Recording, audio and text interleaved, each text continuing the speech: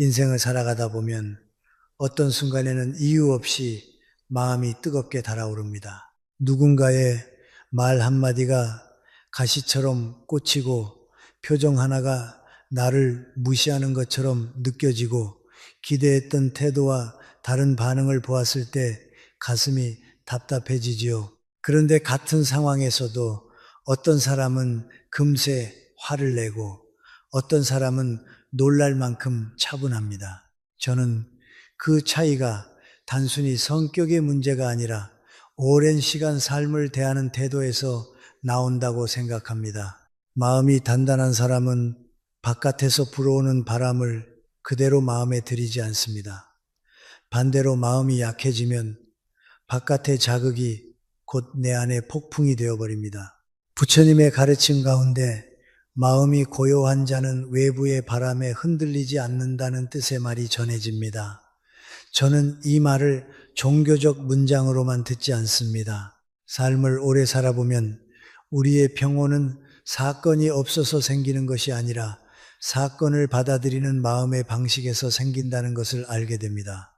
누가 나를 칭찬해도 들뜨지 않고 누가 나를 비난해도 무너뜨리지 않는 힘, 그 힘은 결국 내면에서 자랍니다.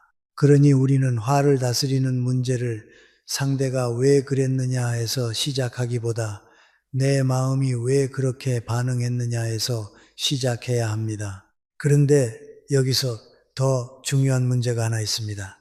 내 마음을 흔드는 일이 한 번으로 끝나지 않는다는 겁니다.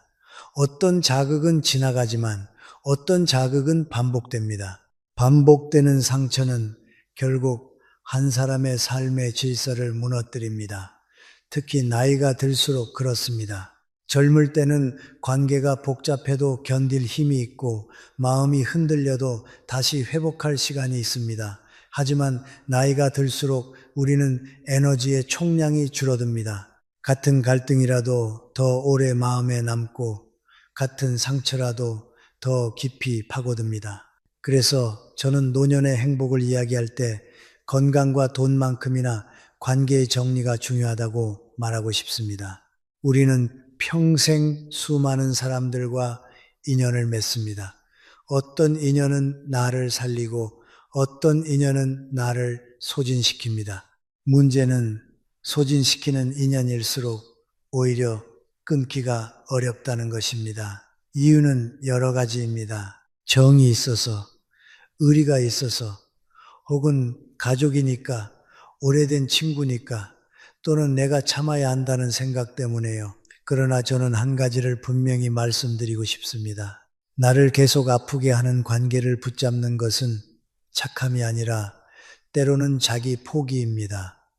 관계는 서로의 삶을 북돋우고 품격을 지켜주는 방향으로 흘러가야 합니다.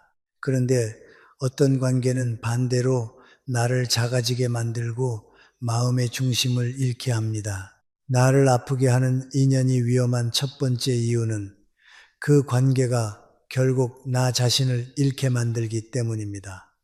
사람은 관계 속에서 자신을 확인합니다.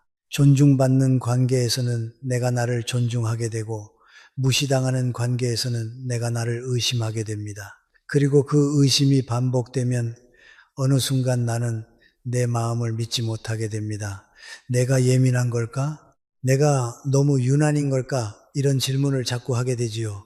물론 반성은 필요합니다. 그러나 반성이 지나치면 자기 비난이 됩니다. 자기 비난이 반복되면 자존감이 무너지고 자존감이 무너지면 삶 전체가 흔들립니다. 저는 이것이 가장 무서운 손실이라고 생각합니다. 돈은 다시 벌 수 있어도 무너진 마음의 중심은 회복하는 데 시간이 오래 걸립니다. 부처님께서 자신을 존중하지 않는 자와 가까이 하지 말라는 취지의 가르침을 주셨다고 전해집니다. 저는 그 말이 상대를 미워하라는 뜻이 아니라 내 삶의 경계를 지키라는 뜻이라고 봅니다. 사람은 누구나 부족합니다. 그래서 우리는 서로에게 관대해야 합니다. 하지만 관대함과 방치는 다릅니다. 관대함은 상대를 이해하되 나를 잃지 않는 것이고 방치는 상대를 이해한다는 이름으로 나를 계속 희생하는 것입니다. 나를 존중하지 않는 사람 곁에 오래 있으면 결국 나도 나를 존중하지 못하게 됩니다. 그리고 그때부터 삶은 점점 무거워집니다. 두 번째로 나를 아프게 하는 인연을 정리하지 못하는 이유 중에는 외로움이 두렵다는 감정이 큽니다. 많은 분들이 관계를 끊는 순간 세상이 텅 비는 것처럼 느껴질까봐 겁을 냅니다. 그러나 우리는 냉정하게 생각해야 합니다. 상처받는 관계를 유지하면서 얻는 연결은 사실 연결이 아니라 속박인 경우가 많습니다. 겉으로는 함께 있는 듯 해도 마음은 늘 긴장하고 말 한마디를 고르느라 지치고 만나고 돌아오면 오히려 더 허전해집니다. 그 관계는 나에게 사람을 준 것이 아니라 걱정을 준 것입니다. 부처님의 가르침에서 얽매임에서 벗어날 때 비로소 자유를 얻는다는 말이 자주 등장합니다. 저는 그것이 인간관계에도 그대로 적용된다고 생각합니다. 우리가 끊지 못하는 관계는 대개 사랑 때문이라기보다 두려움 때문입니다. 이 관계가 끝나면 나는 혼자가 된다는 두려움, 내가 나쁜 사람이 되는 것 같다는 죄책감, 사람들이 나를 어떻게 볼까 하는 시선. 그러나 노년의 삶에서 가장 필요한 것은 남의 시선이 아니라 내 마음의 평정입니다. 남들이 뭐라 해도 내가 편안해야 합니다. 내가 편안해야 하루가 편안하고 하루가 편안해야 인생이 편안합니다. 세 번째로 홀로 있는 시간이 나를 더 강하게 만듭니다. 우리는 혼자 있는 시간을 자꾸 외로움으로 오해합니다. 물론 외로움은 힘듭니다. 하지만 혼자 있는 시간이 모두 외로움은 아닙니다. 오히려 혼자 있는 시간은 내가 나를 회복하는 시간이 될 수 있습니다. 사람은 관계 속에서 소모되기도 하지만 관계 속에서 자신을 잃기도 합니다. 그래서 일정한 거리, 일정한 고독은 삶을 바로 세웁니다. 철학자 니체가 홀로 있는 시간은 자신을 가장 깊이 이해할 수 있는 시간이라는 취지로 말했듯이 고독은 벌이 아니라 훈련입니다. 고독은 내 마음의 근육을 키웁니다. 그리고 마음에 근육이 생기면 우리는 더 이상 상처 주는 관계에 매달리지 않습니다. 혼자서도 충분히 살아낼 수 있다는 자신감이 생기기 때문입니다. 저는 여기서 한 가지 질문을 드리고 싶습니다. 지금 당신의 삶에서 만날 때마다 마음이 무거워지는 사람이 있습니까? 대화를 나누고 나면 기운이 빠지고 내가 왜 그 말을 했나 후회하게 만들고 괜히 내 존재가 작아지는 느낌을 주는 사람이 있습니까? 그렇다면 그 관계는 이미 당신에게 신호를 보내고 있는 것입니다. 이제 그만하라. 당신의 마음을 지켜라. 우리는 신호를 무시한 채 오래 버티다가 어느 날 크게 무너집니다. 관계는 참아내는 것이 아니라 선택하는 것입니다. 그리고 나이가 들수록 그 선택은 더 분명해야 합니다. 새로운 시작은 언제든지 가능합니다. 나이가 들었다고 해서 지금까지의 관계를 억지로 끌고 갈 이유는 없습니다. 과거의 시간이 길었다는 이유로 현재의 고통을 계속 감당할 필요는 없습니다. 삶은 매 순간 새롭게 시작될 수 있고 그 시작은 결국 내 선택에서 출발합니다. 나를 아프게 하는 인연을 정리하는 것은 실패가 아닙니다. 오히려 내 삶을 지키는 결단입니다. 그리고 그 결단이 있어야 남은 인생을 더 가볍고 평온하게 살아갈 수 있습니다. 오늘은 여기까지 말씀드리겠습니다. 우리가 어떤 관계를 정리해야 하는지, 그리고 고독을 어떻게 삶의 힘으로 바꾸어야 하는지 이어서 더 구체적으로 이야기해 보겠습니다. 인연을 정리하는 일은 말처럼 쉽지 않습니다. 마음으로는 이제 그만해야지 하면서도 발걸음은 또 그 사람에게 향합니다. 이유는 대개 하나입니다. 관계를 끊는 순간이 두려운 것이 아니라 끊고 난 뒤에 내가 두렵기 때문입니다. 내가 너무 매정한 사람은 아닐까? 혹시 내가 잘못 본 건 아닐까? 그래도 가족인데, 그래도 오래된 사이인데, 이런 생각들이 우리의 손을 붙잡습니다. 하지만 저는 오래 살면서 분명히 알게 되었습니다. 관계를 끊는 것이 비극이 아니라 상처를 계속 안고 사는 것이 비극이라는 사실을요. 나를 아프게 하는 인연을 끊지 못하면 그 관계는 어느 날 내 성격을 바꾸고 내 표정을 바꾸고 내 삶의 방향까지 바꿔놓습니다. 나를 아프게 하는 인연을 정리해야 하는 첫 번째 이유는 그 관계가 결국 나를 나답지 않게 만들기 때문입니다. 처음에는 작은 불편함입니다. 말 한마디가 서운하고 약속이 가볍게 취급되고 내가 존중받지 못한다는 느낌이 듭니다. 그때 우리는 대개 이렇게 생각합니다. 내가 조금만 참으면 괜찮아지겠지. 그러나 사람은 조금만 참고 끝나는 존재가 아닙니다. 참는 것이 습관이 되면 어느 순간 그것이 삶의 방식이 됩니다. 내가 상대를 이해하는 척하면서 사실은 내 마음을 계속 무시하게 됩니다. 그러다 보면 어느 날 내가 무엇을 좋아하는지, 무엇을 싫어하는지, 무엇이 내 기준인지조차 흐려집니다. 관계는 서로를 살려야 하는데 어떤 관계는 나를 서서히 지워버립니다. 그래서 저는 관계를 볼 때 그 사람이 좋은 사람인지 나쁜 사람인지보다 그 관계 속에서 내가 더 건강해지는지 더 초라해지는지를 먼저 보라고 말하고 싶습니다. 두 번째 이유는 그 관계를 정리하는 것이 결국 자유를 되찾는 길이기 때문입니다. 우리는 자유를 거창한 말로 생각하지만 사실 자유는 아주 소박한 형태로 나타납니다. 아침에 눈을 떴을 때 마음이 가볍고 내 하루를 내 뜻대로 설계할 수 있고 만나기 싫은 사람을 억지로 만나지 않아도 되는 상태, 이것이 자유입니다. 그런데 나를 아프게 하는 인연은 그 자유를 빼앗아 갑니다. 오늘 그 사람을 만나면 또 무슨 말을 들을까 하는 불안, 내가 또 상처받지 않을까 하는 긴장, 이번엔 어떻게 반응해야 덜 다칠까 하는 계산, 이런 것들이 쌓이면 관계는 만남이 아니라 감옥이 됩니다. 겉으로는 웃고 있어도 속은 늘 대비태세입니다. 저는 이런 삶을 오래 견디면 결국 건강이 먼저 무너진다고 생각합니다. 마음이 먼저 무너지고 마음이 무너지면 몸이 따라 무너집니다. 부처님 가르침에서 얽매임이라는 말이 자주 등장하는 이유도 삶의 고통이 대개 얽매임에서 시작되기 때문입니다. 사람에게 얽매이고 인정에 얽매이고 체면에 얽매이고 죄책감에 얽매입니다. 그런데 생각해 보십시오. 우리가 정말 두려워하는 것은 혼자가 되는 것이 아니라 혼자인 내가 불쌍해 보일까봐 두려워하는 경우가 많습니다. 즉, 외로움보다 시선을 더 두려워합니다. 그러나 노년의 삶에서는 이 순서를 바꿔야 합니다. 남의 시선이 아니라 내 마음의 평온이 우선입니다. 내가 평온하지 못한 채로 얻는 관계는 결국 내 인생의 시간을 빚으로 만드는 일입니다. 세 번째 이유는 홀로 있는 시간이 우리를 더 강하게 만들기 때문입니다. 사람은 혼자 있을 때 약해지는 것이 아니라 제대로 혼자 있을 줄 모를 때 약해집니다. 혼자 있는 시간을 두려워하면 우리는 관계에 매달립니다.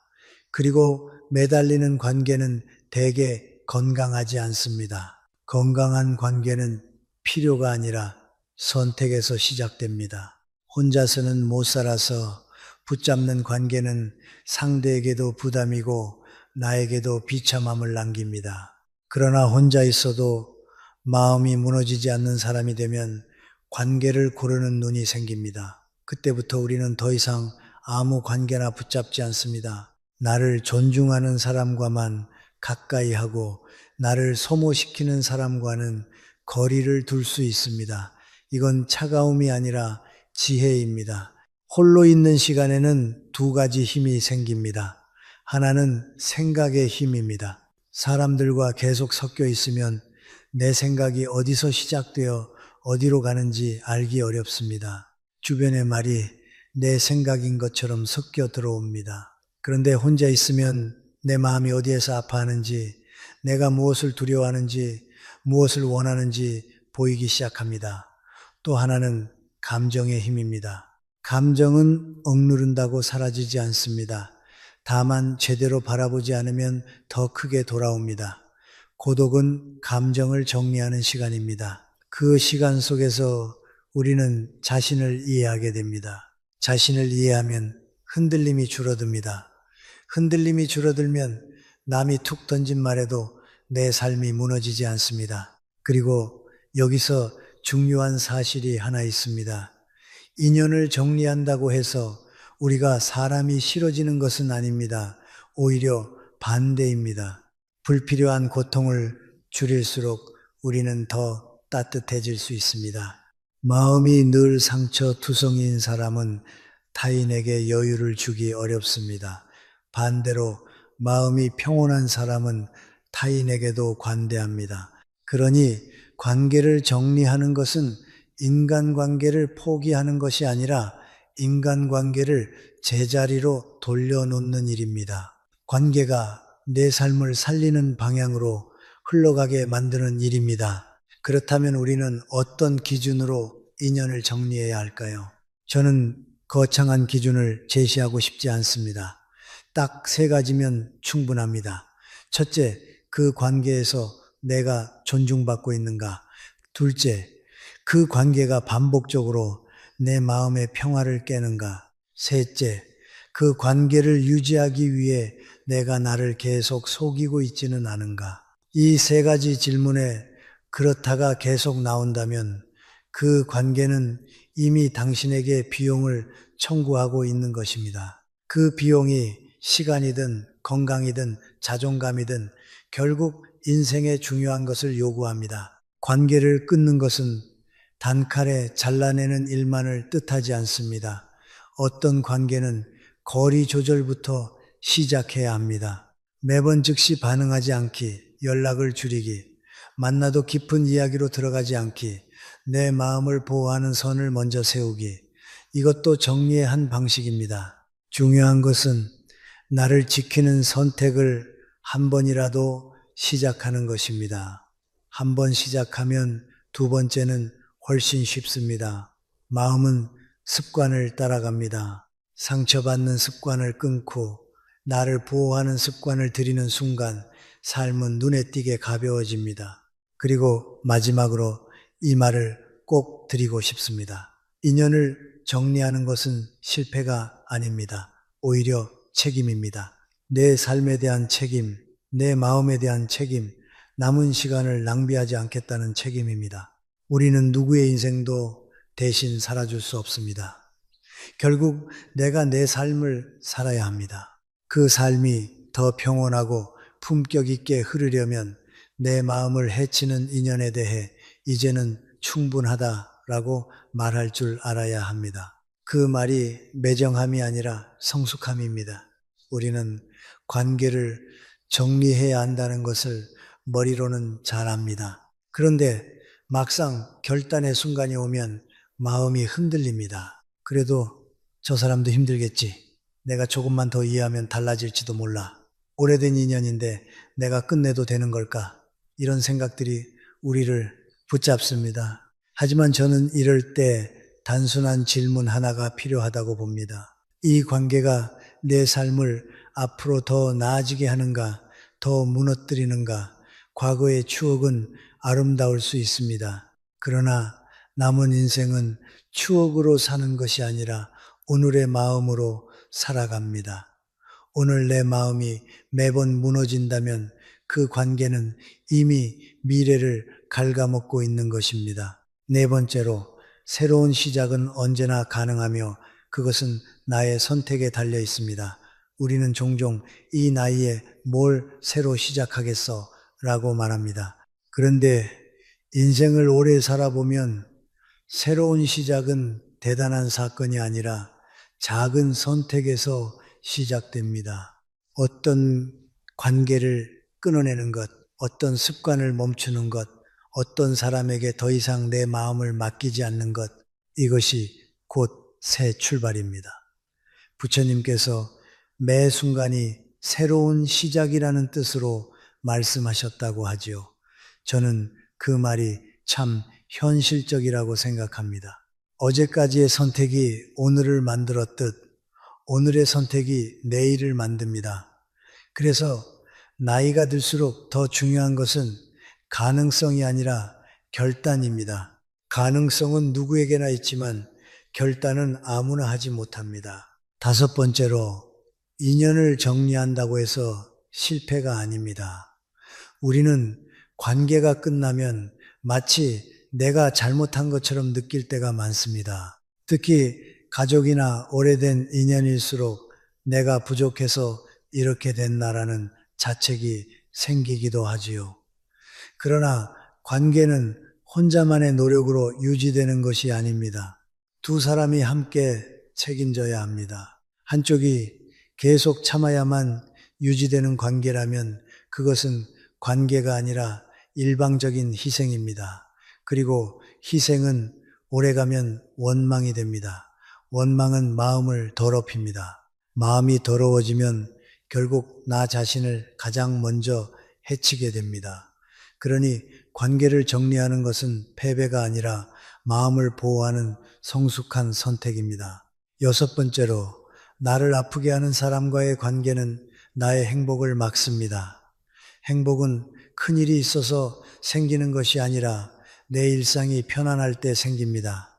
아침에 일어나 마음이 고요하고 하루를 내 리듬대로 살 수 있고 불필요한 긴장을 줄였을 때 행복은 조용히 쌓입니다. 그런데 나를 아프게 하는 사람과 가까이 있으면 내 일상에 늘 불안이 끼어듭니다. 말 한마디를 하기 전부터 계산하게 되고 만나기 전부터 기운이 빠지고 돌아와서는 후회와 분노가 뒤섞입니다.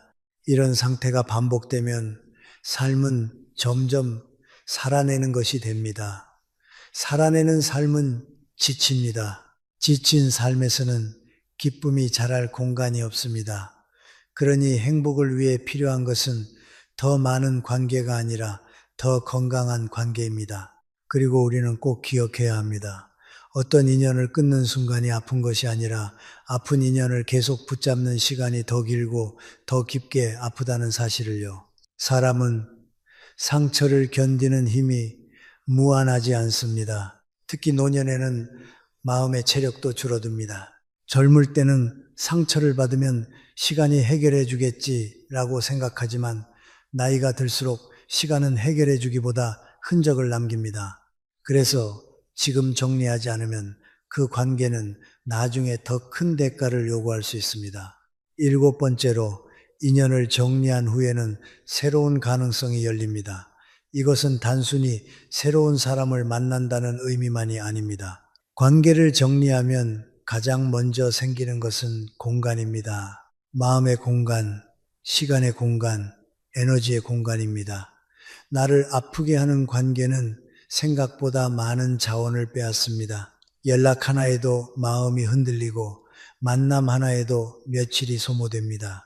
그런데 그 관계가 정리되면 그 자리에 내가 나를 돌볼 시간이 생깁니다. 책 한 권을 읽을 여유, 산책을 할 여유, 내 건강을 챙길 여유, 조용히 나를 바라볼 여유가 생깁니다. 이 여유가 쌓이면 삶은 다시 나에게 돌아옵니다. 철학자들은 삶을 변화의 연속이라고 말합니다.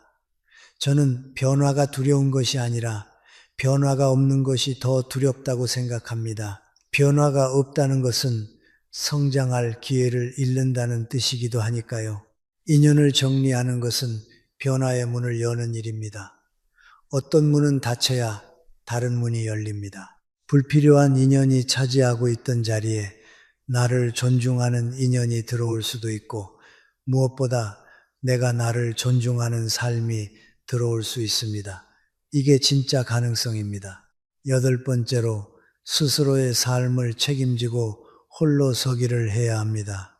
마지막에 꼭 이 이야기를 하고 싶습니다. 인간은 결국 자기 삶을 자기가 살아야 합니다. 아무리 가까운 사람이라도 내 삶을 대신 살아줄 수는 없습니다. 그래서 노년의 품격은 얼마나 많은 사람과 연결되어 있느냐가 아니라 혼자서도 내 삶을 안정적으로 운영할 수 있느냐에서 나옵니다. 홀로서기는 외톨이가 되는 것이 아닙니다. 의존을 줄이고 주도권을 되찾는 것입니다. 내 마음의 주도권, 내 시간의 주도권, 내 선택의 주도권을 다시 내 손에 쥐는 것입니다. 부처님께서 내 삶은 내가 만드는 것이며 타인에게 맡길 수 없다는 뜻을 여러 방식으로 가르치셨다고 하지요. 저는 그 말이 노년에 더 절실하다고 봅니다. 젊을 때는 실수해도 다시 돌릴 시간이 있지만 노년에는 시간이 더 귀합니다. 남은 인생을 누군가의 기분에 맞추며 살기에는 우리의 시간이 너무 아깝습니다. 그러니 이제는 결단해야 합니다. 나를 아프게 하는 인연을 정리하고 혼자서도 충분히 평온한 삶을 살 수 있다는 믿음을 키우는 것. 그것이 남은 삶을 새롭게 시작하는 가장 현실적인 방법입니다. 이제 다음으로는 많은 사람들이 두려워하는 고독이 사실은 어떤 힘이 되는지, 외로움과 고독이 어떻게 다른지, 그리고 혼자 있는 시간이 왜 인생을 다시 세우는 시간이 되는지 더 깊이 이야기해 보겠습니다. 고독을 말하면 많은 분들이 먼저 외롭다는 감정을 떠올립니다. 그리고 외로움은 피해야 할 감정이라고 생각하지요. 그러나 저는 오래 살면서 고독을 무조건 불행으로만 보는 시선이 오히려 우리를 더 불행하게 만든다고 느꼈습니다. 고독은 사람을 무너뜨릴 수도 있지만 제대로 다루면 사람을 다시 세우는 힘이 됩니다. 문제는 고독 그 자체가 아니라 고독을 받아들이는 우리의 태도입니다. 혼자 있는 시간을 버티는 시간으로 만들면 고통이 되지만 돌아보는 시간으로 만들면 삶의 뿌리가 됩니다. 첫 번째로 고독은 나 자신과 마주하는 시간입니다. 우리가 평생 가장 자주 피하는 사람이 누구인지 아십니까? 남이 아니라 자기 자신입니다. 우리는 바쁘다는 이유로, 사람을 만나야 한다는 이유로, 해야 할 일이 많다는 이유로 내 마음을 들여다보는 시간을 계속 미룹니다.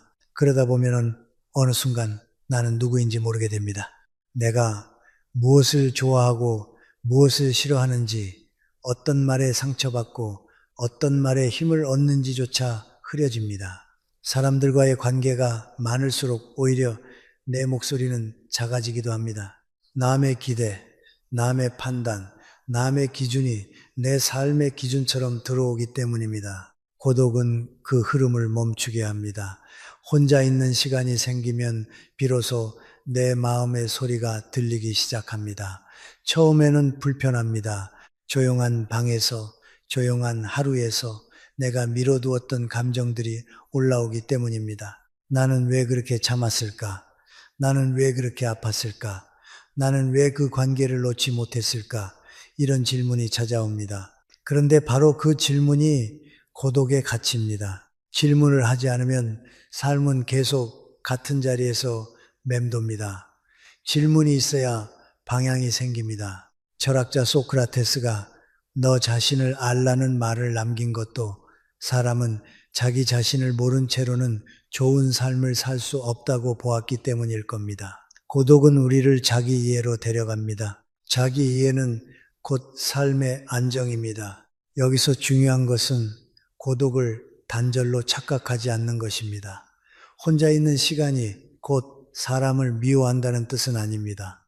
오히려 반대로 내가 나를 이해하고 나를 지킬 줄 알게 될수록 타인과의 관계도 더 건강해집니다. 나를 모르는 사람은 타인의 말에 휘둘리고 타인의 시선에 따라 흔들립니다. 그러나 나를 아는 사람은 관계 속에서도 중심을 지킵니다. 고독은 그 중심을 세우는 시간입니다. 두 번째로, 고독은 내면의 평화를 찾게 합니다. 우리는 하루에도 수십 번 마음이 흔들립니다. 뉴스 하나에도 흔들리고, 가족의 말 한마디에도 흔들리고, 친구의 표정에도 흔들립니다. 그러다 보면 마음은 늘 긴장 상태가 됩니다.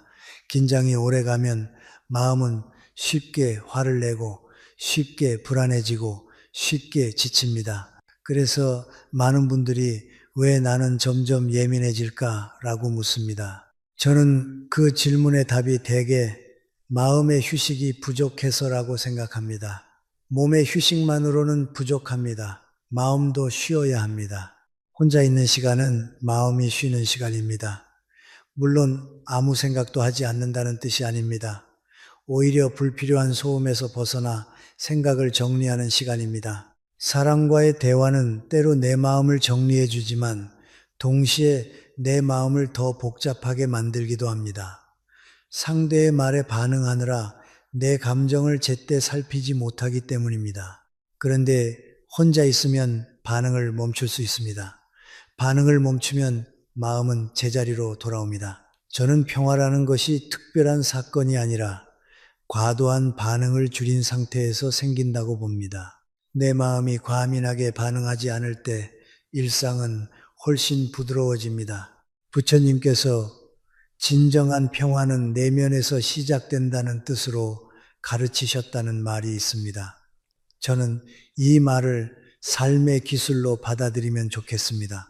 내면이 평화로우면 바깥의 상황이 완벽하지 않아도 괜찮습니다. 문제가 있어도 해결의 길을 찾을 여유가 생깁니다.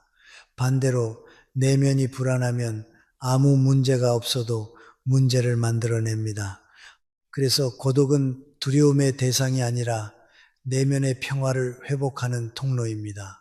특히 나이가 들수록 사람을 많이 만나는 것보다 마음을 안정시키는 시간을 확보하는 것이 훨씬 중요합니다. 건강도 결국 마음에서 흔들립니다. 마음이 안정되면 잠이 달라지고 잠이 달라지면 몸이 달라집니다. 그러니 고독은 삶의 안전장치라고도 할 수 있습니다. 세 번째로, 고독은 창의적인 사고를 키워줍니다. 우리는 창의성이라고 하면 특별한 예술가나 천재의 재능처럼 생각하지만 사실 창의성은 삶을 운영하는 능력입니다. 문제를 다르게 바라보고 관계를 다르게 해석하고 내 삶의 방향을 새롭게 잡는 힘입니다. 그리고 그 힘은 조용한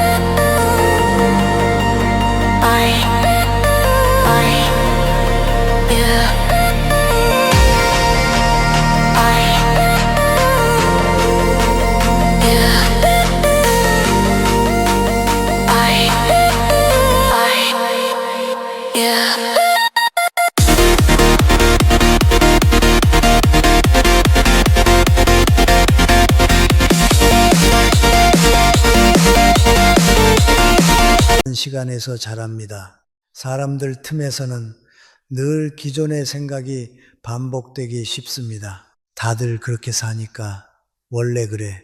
나이 들면 어쩔 수 없어. 이런 말들이 우리의 생각을 굳게 만듭니다. 그런데 혼자 있을 때 우리는 그 틀에서 잠시 벗어날 수 있습니다. 남의 시선을 의식하지 않고 남의 기대를 잠시 내려놓고 오로지 나의 관점에서 생각해 볼 수 있습니다. 위대한 사상가나 예술가들이 혼자 있는 시간을 중시한 이유도 여기에 있습니다. 고독은 생각의 깊이를 만들어줍니다. 깊이가 생기면 삶의 해석이 달라집니다. 예를 들어 누군가의 무례한 말이 나를 흔들 때 예전에는 왜 나를 이렇게 대하지? 라고만 생각했다면 고독 속에서는 나는 왜 그 말에 이렇게 크게 흔들리지? 내가 진짜 두려워하는 건 무시당함인가, 버려짐인가 같은 더 근본적인 질문을 하게 됩니다. 이 질문이 생기는 순간 우리는 한 단계 성장합니다. 성장한 사람은 같은 말에도 덜 다칩니다. 덜 다치면 삶이 가벼워집니다. 결국 고독은 나를 약하게 만드는 시간이 아니라 나를 단단하게 만드는 시간입니다. 그래서 저는 이렇게 정리하고 싶습니다. 고독은 외로움의 다른 이름이 아닙니다. 고독은 내가 나에게 돌아오는 시간입니다. 관계를 정리한 뒤 생기는 빈자리는 공허가 아니라 회복의 공간이 될 수 있습니다. 그 공간을 어떻게 쓰느냐가 남은 인생의 질을 결정합니다. 다음에는 고독이 관계를 어떻게 다시 보게 만드는지, 그리고 고독 속에서 내면이 어떻게 성장하는지 더 깊이 이야기해 보겠습니다. 고독이 우리에게 주는 가장 큰 선물은 세상을 보는 눈이 바뀐다는 것입니다. 사람들과 섞여 있을 때는 관계의 흐름에 끌려가기가 쉽습니다. 누가 무엇을 요구하는지, 내가 어떻게 반응해야 하는지, 어떤 말을 해야 분위기가 깨지지 않는지에 신경을 쓰다 보면 관계를 선택하기보다 유지하는데 에너지를 다 써버립니다. 그런데 고독 속에 잠시 서면 그 관계들을 한 걸음 떨어져서 볼 수 있게 됩니다. 떨어져서 보기 시작하면 비로소 질문이 생깁니다. 이 관계는 나에게 어떤 의미였나? 나는 왜 이 관계를 놓지 못했나? 이 관계는 나를 성장시키고 있나? 소모시키고 있나? 이런 질문이 나를 살립니다. 네 번째로, 고독은 관계의 본질을 돌아보게 만듭니다. 많은 분들이 관계를 정으로만 생각합니다. 정이 있으니 참는다. 오래됐으니 견딘다. 가족이니 어쩔 수 없다고 말하지요. 하지만 관계의 본질은 정만이 아닙니다. 관계에는 반드시 존중이 있어야 하고 경계가 있어야 하며 서로가 서로를 더 나은 사람으로 만드는 방향이 있어야 합니다. 정만 남고 존중이 사라지면 그 관계는 따뜻함이 아니라 끈끈함이 됩니다.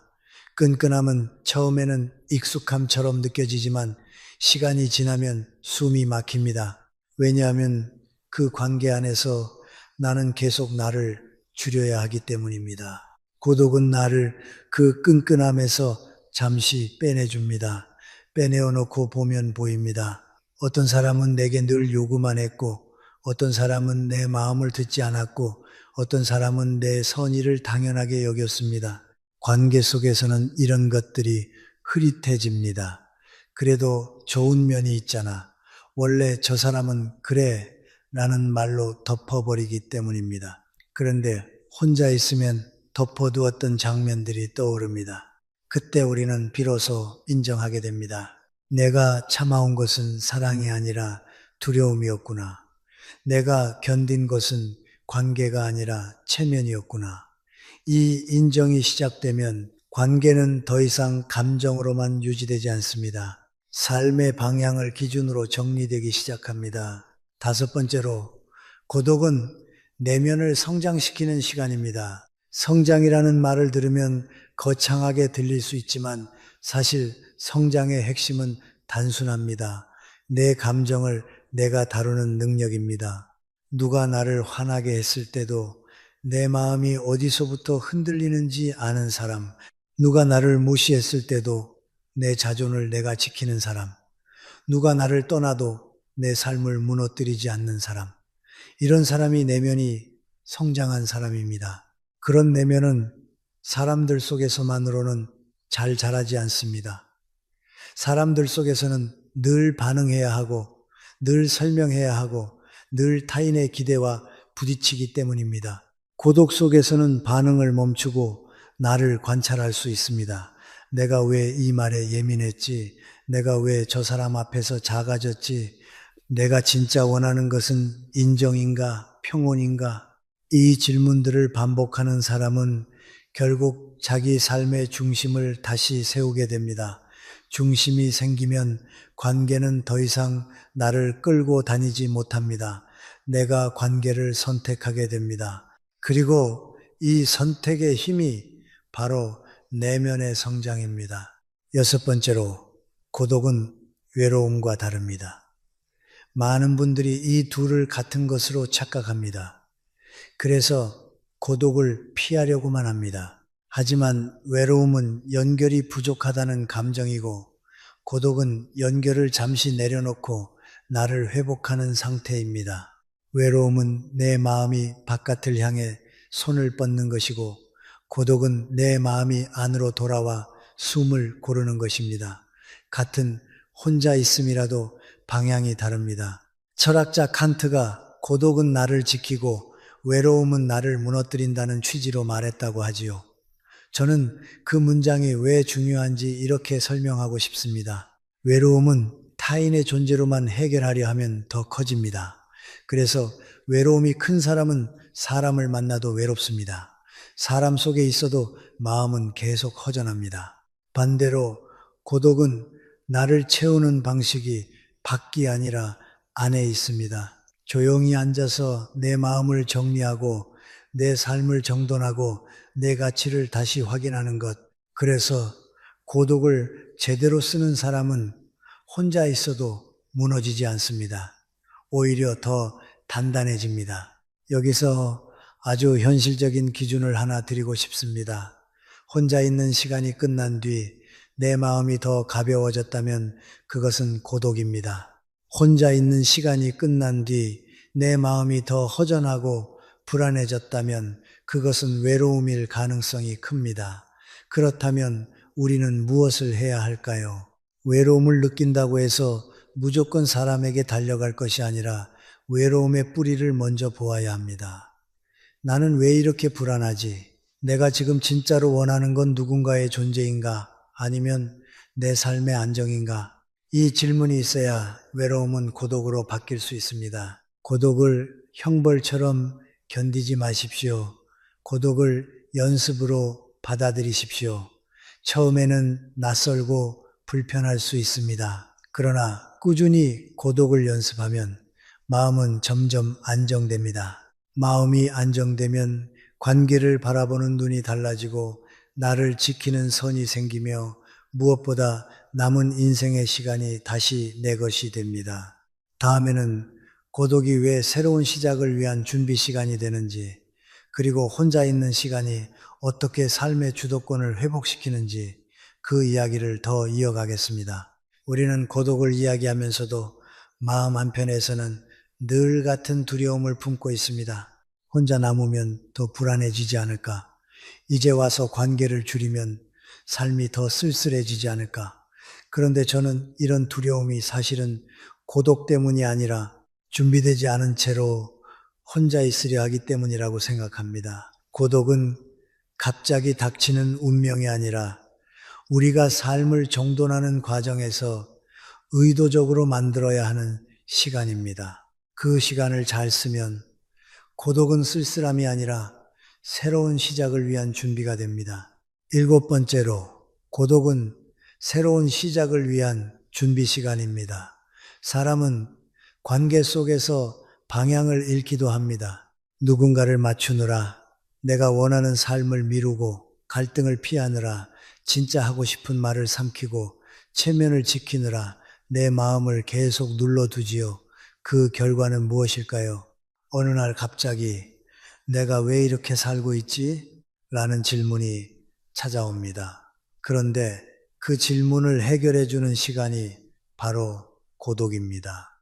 혼자 있는 시간은 내가 앞으로 무엇을 해야 할지, 남은 인생을 어떤 기준으로 살아야 할지, 삶의 방향을 다시 세우는 시간입니다. 부처님께서 고독 속에서 자신의 갈 길이 보인다는 뜻으로 말씀하셨다고 전해지지요. 저는 그 말이 이렇게 들립니다. 사람 속에서는 길이 흐려지고 고독 속에서는 길이 선명해진다. 왜냐하면 어독은 잡음이 줄어드는 시간입니다. 잡음이 줄어들면 내가 정말 중요하게 여기는 것이 드러납니다. 그동안 가볍게 생각했던 건강이 얼마나 소중한지, 내가 진짜로 원했던 것은 돈보다 평온이었는지, 사람들에게 인정받는 것보다 스스로를 존중하는 것이 더 중요한지, 이런 것들이 선명해집니다. 선명해진다는 것은 곧 선택이 쉬워진다는 뜻입니다. 방향이 보이면 결단이 가능해집니다. 새로운 시작은 거창한 계획에서 시작되지 않습니다. 오히려 아주 작은 정리에서 시작됩니다. 마음을 어지럽히는 사람을 멀리하는 것, 불필요한 약속을 줄이는 것, 내 하루의 리듬을 회복하는 것, 예를 들어 하루에 10분이라도 조용히 앉아 내 마음을 점검하는 습관을 들이면 삶은 놀랍게 달라집니다. 그 10분이 인생을 바꾸는 이유는 간단합니다. 그 시간 동안만큼은 내가 타인의 요구에 반응하지 않고 내 삶을 내가 선택하기 때문입니다. 고독은 바로 그 선택 연습입니다. 여덟 번째로, 고독은 내 삶을 주도하는 힘을 줍니다. 사람은 결국 자기 삶의 주인이 되어야 합니다. 그런데 많은 분들이 노년에 가장 크게 흔들리는 이유는 삶의 주도권이 자꾸 밖으로 나가기 때문입니다. 자녀의 말에 휘둘리고, 배우자의 기분에 휘둘리고, 가족의 평가에 휘둘리고, 주변의 시선에 휘둘립니다. 그러다 보면 내 삶이 내 것이 아니라 남들의 기대를 충족시키는 무대처럼 느껴집니다. 이 상태가 오래가면 마음은 지칩니다. 지친 마음은 결국 분노나 우울로 나타납니다. 왜 나는 이렇게 살아야 하나? 라는 탄식이 생기지요. 고독은 그 주도권을 다시 내 손으로 돌려줍니다. 혼자 있는 시간에는 누군가의 요구가 줄어듭니다. 누군가를 설득할 필요도 줄어듭니다. 그때 우리는 비로소 내 기준으로 생각할 수 있습니다. 내가 어떤 사람과 가까이 지낼지, 어디까지 도와줄지, 어디서 멈출지, 무엇을 포기할지, 이런 것들이 감정이 아니라 기준으로 정리됩니다. 기준이 생기면 흔들림이 줄어듭니다.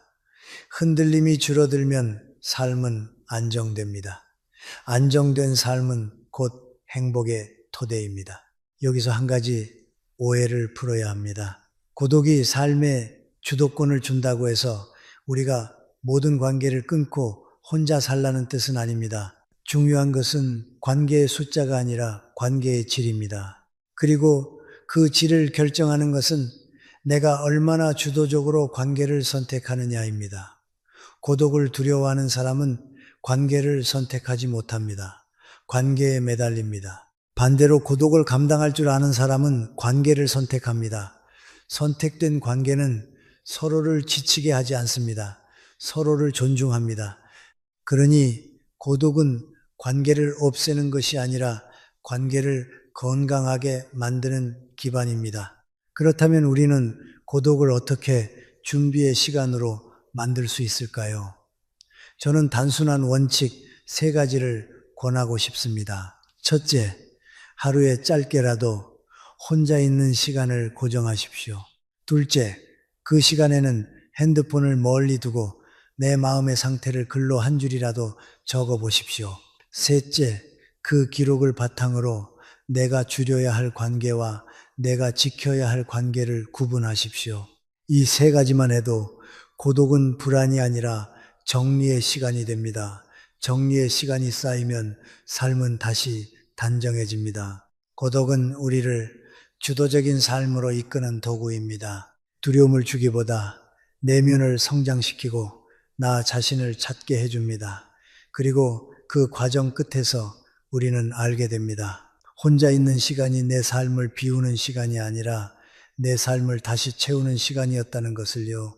이제 다음으로는 많은 분들이 가장 어렵게 느끼는 주제, 즉 가족이라 할지라도 관계를 끊어야 하는 사람에 대해 현실적으로 이야기해 보겠습니다.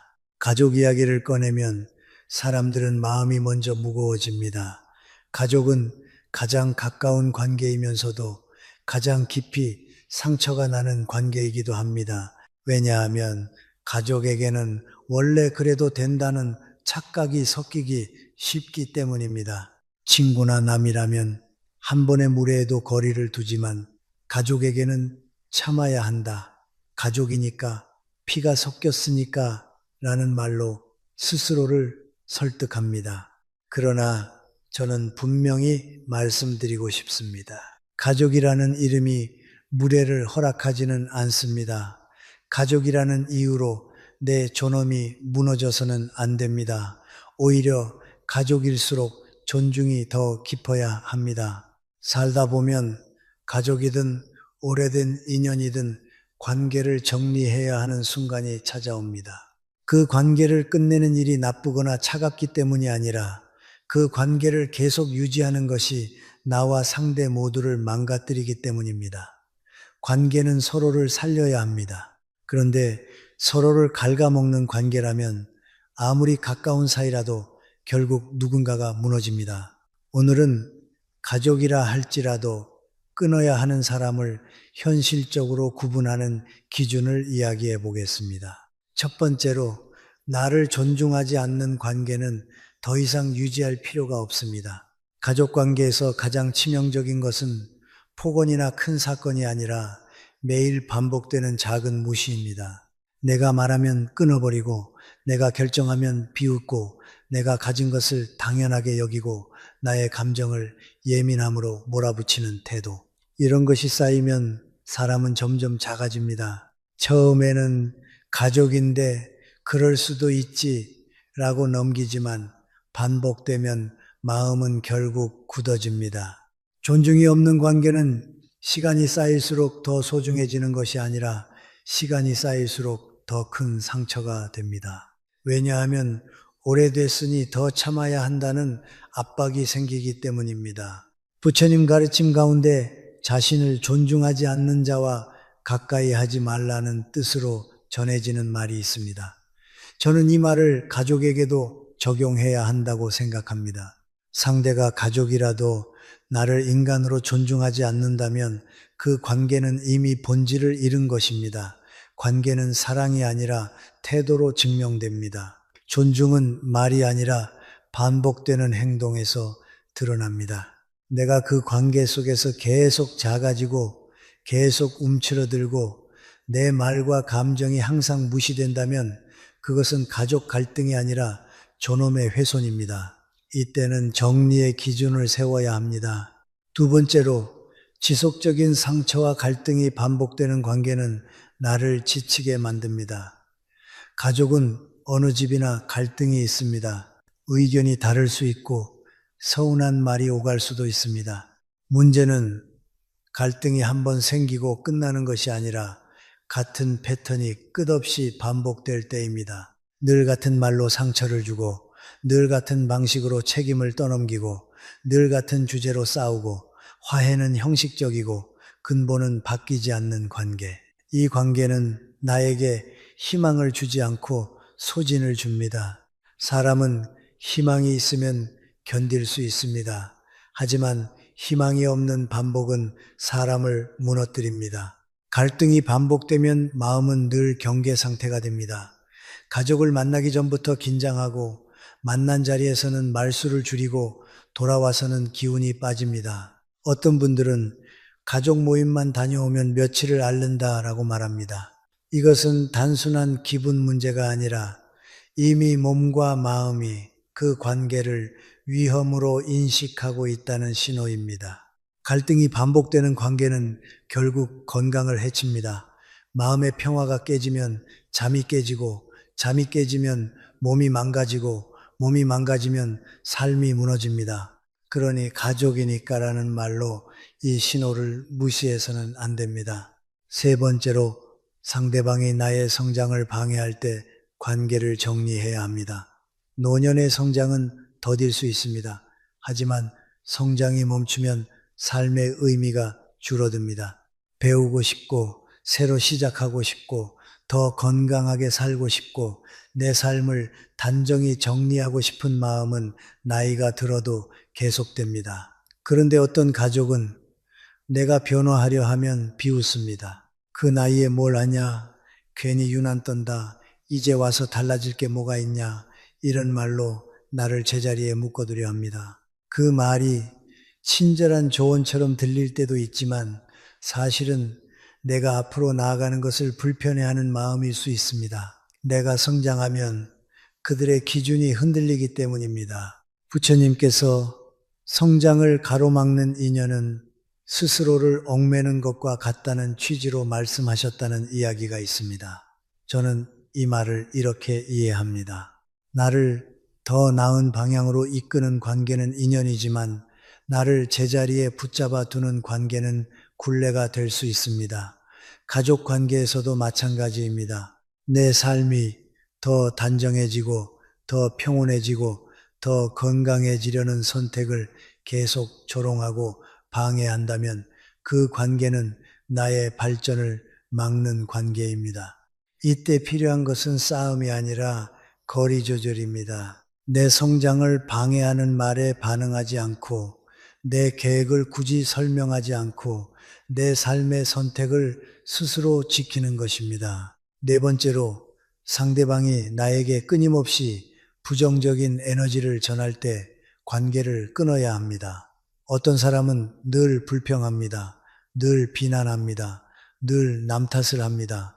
늘 세상이 틀렸다고 말합니다. 그리고 그 말들을 가까운 가족에게 쏟아냅니다. 이런 관계는 처음에는 그 사람 성격이 그렇지로 넘어갈 수 있습니다. 하지만 시간이 지나면 그 부정성이 내 마음에 옮겨 붙습니다. 사람은 가까이 있는 것에 영향을 받습니다. 하루에 한두 번 듣는 부정적인 말이 어느 날 내 생각의 습관이 됩니다. 내가 모르는 사이에 세상을 어둡게 보게 되고 사람을 의심하게 되고 미래를 비관하게 됩니다. 부처님 가르침에서 부정적인 것은 가까이 하는 사람을 함께 어둠으로 끌고 간다는 뜻으로 전해지는 말이 있습니다. 저는 이 말이 정말 현실적이라고 봅니다. 부정적인 사람과 가까이 있을수록 내 마음은 가벼워지지 않습니다. 마음이 무거워지면 내 삶의 에너지가 줄어듭니다. 에너지가 줄어들면 내 건강도, 내 인간관계도, 내 생활의 품격도 함께 무너집니다. 그래서 가족이라도 나를 지속적으로 어둡게 만드는 사람에게는 일정한 거리를 두어야 합니다.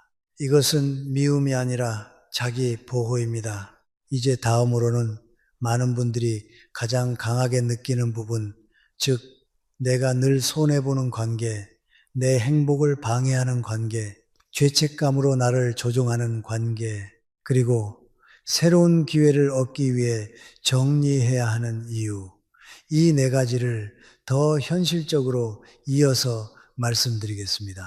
가족 관계에서 가장 힘든 순간은 상대가 나를 때리는 것도 아니고 큰 사건을 만드는 것도 아닌데 늘 내가 손해보는 방식으로 관계가 굳어져 있을 때입니다. 겉으로는 가족이니까 라는 말로 포장되지만 실제로는 한 사람이 계속 희생하고 다른 사람은 계속 당연하게 받는 구조가 됩니다. 이런 관계는 시간이 갈수록 더 불공정해지고 결국 마음의 균형을 무너뜨립니다. 저는 오래 살면서 가족 관계에서도 정만큼이나 공정함이 중요하다는 사실을 뼈저리게 보았습니다. 공정함이 무너지면 정은 사랑이 아니라 원망이 됩니다. 다섯 번째로, 내가 항상 손해보는 관계는 나를 지치게 만듭니다. 가족 안에서도 역할이 있습니다. 누군가는 늘 연락을 하고, 누군가는 늘 챙기고, 누군가는 늘 비용을 내고, 누군가는 늘 참습니다. 처음에는 그 역할을 내가 해야 할 몫이라고 생각합니다. 그런데 그것이 반복되어 한쪽으로만 기울면 그 관계는 더 이상 따뜻한 가족이 아니라 일방적인 의무가 됩니다. 사람은 의무만으로 오래 버티지 못합니다. 의무는 시간이 지나면 피로가 되고 피로는 결국 분노가 됩니다. 분노는 관계를 더 망가뜨리고 내 마음을 먼저 망가뜨립니다. 이때 중요한 기준이 하나 있습니다. 내가 주는 것이 불편하지 않은가가 아니라 내가 주고도 존중받는가입니다. 내가 도와주고도 당연하게 취급받고 내가 희생하고도 감사가 없고 내가 한번 힘들다고 말하면 오히려 죄책감을 주는 가족이라면 그 관계는 이미 건강하지 않습니다. 부처님께서 관계는 상호 존중과 배려 속에서 이루어진다는 취지로 가르치셨다고 하지요. 저는 그 말이 가족에게 더욱 해당된다고 봅니다. 가족이니까 더 함부로 해도 된다는 논리는 없습니다. 가족이니까 더 조심해야 합니다. 여섯 번째로, 상대방이 나의 행복을 방해할 때 관계를 정리해야 합니다.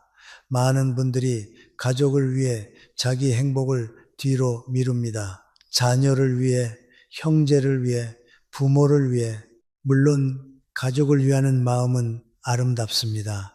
하지만 그 아름다움이 내 삶을 끝까지 갉아먹도록 내버려 두면 안 됩니다. 특히 노년에는 행복이 사치가 아니라 생존에 가깝습니다. 마음이 행복하지 않으면 몸이 무너지고 몸이 무너지면 삶이 무너집니다. 그러니 행복을 방해하는 관계를 참아야 하는 관계로 착각해서는 안 됩니다. 행복을 방해하는 관계는 대개 이런 모습입니다. 내가 즐거운 일을 하면 비웃고, 내가 편안해지려 하면 죄책감을 주고, 내가 나답게 살려 하면 네가 어떻게 그럴 수 있냐고 몰아붙입니다. 즉, 내 삶의 주도권을 빼앗아갑니다. 그리고 가족 안에서 이런 일이 일어나면 더 아픕니다. 왜냐하면 우리는 가족의 인정이 당연히 있어야 한다고 믿기 때문입니다. 그러나 현실은 그렇지 않습니다. 가족도 완전하지 않습니다. 가족도 욕심이 있고, 가족도 비교를 하고, 가족도 나를 자기 기준에 맞추려 합니다. 그래서 더더욱 필요한 것이 거리 조절입니다. 가까움은 사랑의 증거가 아니라 때로는 상처의 통로가 됩니다. 일곱 번째로, 상대방이 나에게 죄책감을 주는 관계는 해로울 수 있습니다. 죄책감은 인간을 가장 쉽게 조종하는 감정입니다. 특히 가족 관계에서는 죄책감이 자주 사용됩니다. 너는 가족인데 어떻게 그래? 너는 장남 장녀인데 그 정도도 못해? 네가 그러면 우리가 얼마나 상처받는지 알아? 겉으로는 도덕처럼 들리지만 실제로는 상대가 원하는 방향으로 나를 움직이게 만드는 장치일 때가 많습니다. 저는 이런 관계를 볼 때 한 가지로 판단합니다. 내가 최선을 다했는데도 계속 죄책감을 느끼게 만드는가? 만약 그렇다면 그 관계는 건강한 관계가 아닐 가능성이 큽니다. 건강한 관계는 서로에게 부담을 줄 때도 있지만 적어도 상대를 죄책감으로 묶어두지는 않습니다.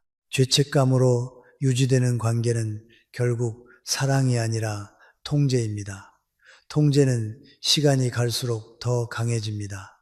처음에는 작은 부탁이지만 나중에는 당연히 네가 해야지가 됩니다. 그때 우리는 내 삶의 경계를 잃습니다. 경계를 잃으면 삶의 주도권도 잃습니다. 여기서 중요한 원칙이 있습니다. 죄책감은 진실을 말해주기도 하지만 조작될 수도 있습니다. 내가 잘못한 것이 분명할 때 느끼는 죄책감은 반성이 될 수 있습니다. 그러나 내가 최선을 다했는데도 계속 죄책감을 주입당한다면 그건 반성이 아니라 착취입니다. 그때 필요한 것은 더 큰 희생이 아니라 더 분명한 선입니다. 여기까지는 할 수 있지만 그 이상은 어렵다. 나는 내 삶도 지켜야 한다. 이런 말을 할 수 있어야 합니다. 말로 못하면 행동으로라도 선을 세워야 합니다. 여덟 번째로, 새로운 기회를 얻기 위해 과감히 관계를 정리해야 합니다. 가족이나 오래된 인연을 정리하는 것이 두려운 이유는 마치 내 인생이 공백이 될 것 같기 때문입니다. 하지만 실제로는 반대입니다. 해로운 관계가 빠져나가야 그 자리에 새로운 기회가 들어옵니다. 여기서 말하는 기회는 새로운 사람만이 아닙니다. 새로운 나가 들어오는 기회입니다. 더 평온한 나, 더 건강한 나, 더 단정한 나, 더 자유로운 나, 이것이야말로 노년의 가장 큰 자산입니다. 부처님께서 하나의 인연을 끝내야 새로운 인연이 시작된다는 뜻으로 말씀하셨다고 하지요. 저는 그 말을 삶의 구조로 이해합니다. 마음에는 공간이 한정되어 있습니다. 내 마음을 상처 주는 사람에게 다 쓰고 나면 나를 살리는 사람을 담을 공간이 없습니다. 내 시간을 불필요한 갈등에 다 쓰고 나면 나를 돌볼 시간이 없습니다. 그러니 정리란 비우는 것이 아니라 내 삶을 위한 공간을 만드는 것입니다. 그래서 결론은 분명합니다. 가족이라도 오래된 인연이라도 나를 존중하지 않고 갈등을 반복하고 성장을 방해하고 부정성을 주입하고 늘 손해만 보게 하고 행복을 빼앗고 죄책감으로 조종한다면 그 관계는 지켜야 할 가족이 아니라 정리해야 할 관계가 될 수 있습니다. 관계를 끊는다는 것은 반드시 연락을 완전히 끊는 극단만을 의미하지 않습니다. 경우에 따라서는 거리를 두고 기대를 낮추고 내 마음의 선을 분명히 하는 것부터 시작할 수 있습니다. 중요한 것은 단 하나입니다.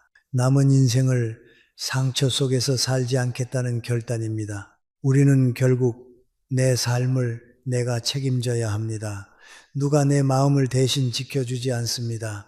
누가 내 시간을 대신 살아주지 않습니다. 그러니 이제는 용기를 내야 합니다. 나를 아프게 하는 인연을 과감히 정리하고 고독을 두려워하지 않고 혼자서도 충분히 단정하고 평온한 삶을 시작하는 것. 그것이 남은 인생을 새롭게 시작하는 가장 현실적인 길입니다.